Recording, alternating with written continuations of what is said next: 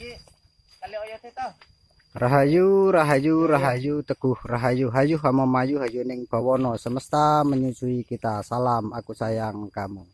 Hari ini kita mencari bahan material pohon kopi untuk melanjutkan membuat dinding dan benteng. Jadi karena di sini banyak tanaman-tanaman kopi liar yang tumbuh, kita manfaatkan. Kita minta ke warga, harapan kedepannya kita bisa mengolah bibit-bibit kopi liar seperti ini menjadi produk yang mempunyai nilai ekonomi. Jadi nanti petani bisa memproduksi bibit-bibit kopi untuk dijadikan furnitur maupun bahan material bangunan, karena untuk saat ini kayu-kayu kopi hanya dihitung sebagai kayu bakar. Kita masih bareng sama santri-santri dari Pondok Usuluddin di Bawang, Salaman, Kabupaten Magelang.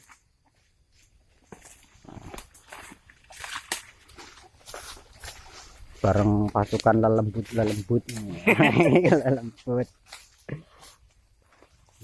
Lembut yang nampak. Amit.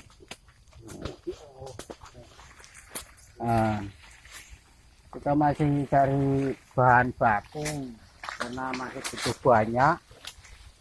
Ini salah satu wujud bagaimana kita berusaha untuk menyatu dengan masyarakat dan memetakan apa yang ada di sekitar kita.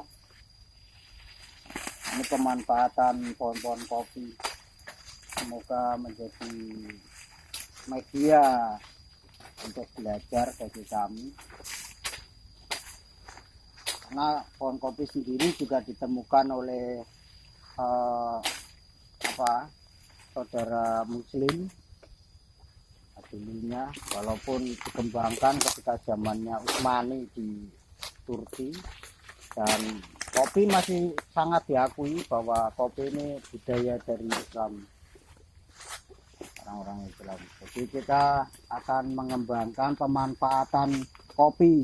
Jadi tidak harus panen kopinya, kita bisa panen kayunya,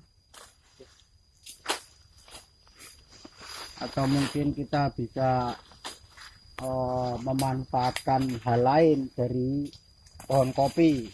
Karena kalau kita bicara kopi, sebenarnya dari akar sampai daun ini mempunyai fungsi masing-masing.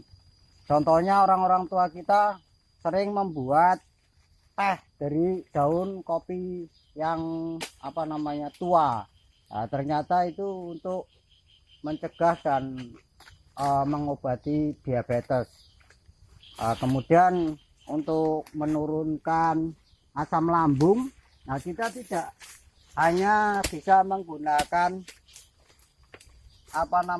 kulit kopi yang kering, kita juga bisa menggunakan kulit batang dari pohon kopi untuk menurunkan asam. Jadi kalau misalkan kita kebanyakan ngopi karena menggunakan gula pasir terus asam kita naik, kita cukup menyeduh kulit batang pohon kopi, atau mungkin kita menyeduh kulit biji kopi yang sudah dikeringkan. Nah, kemudian dari akar, nah itu ternyata juga rebusan dari akar pohon kopi ini bisa meningkatkan stamina atau tenaga.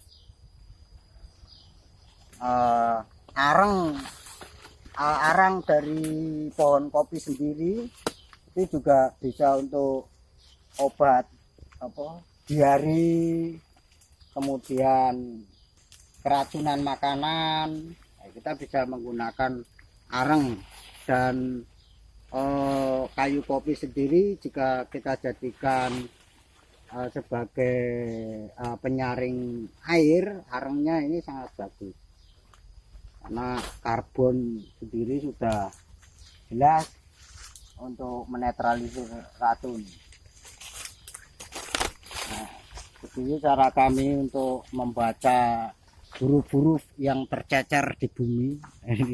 Ngaji kitab teles, katanya kiai-kiai sepuh, kalau terlalu banyak ngaji kitab garing katanya kurus. Nah, ciri khas dari pesantren salaf dulunya itu sangat mengutamakan ilmu-ilmu alat. Jadi bukan hanya ilmu alat secara akademisi, tapi juga ilmu alat hidup.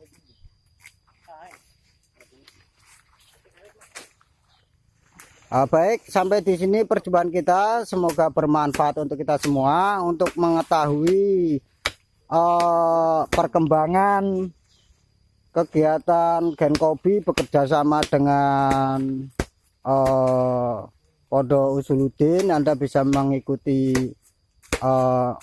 video-video kami di channel Gerakan Konservasi Binatang Indonesia. Terima kasih. Rahayu, rahayu, rahayu, teguh, rahayu, hayu, hamamayu, hayu ning bawono semesta menyusui kita. Salam, aku sayang kamu.